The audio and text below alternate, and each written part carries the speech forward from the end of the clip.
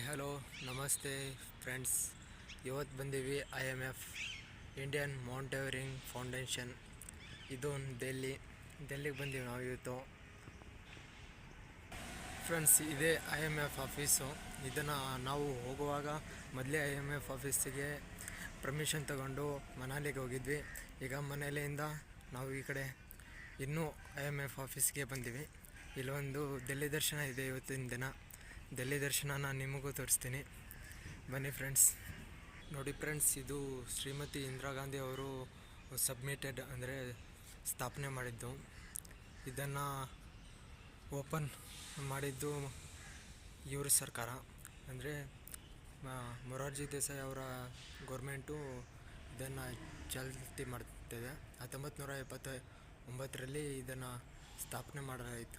ಇದು ಓಪನ್ ಮಾಡಲಾಯಿತು. 1979ಕ್ಕೆ ಸ್ಥಾಪನೆ ಮಾಡಲಾಯಿತು.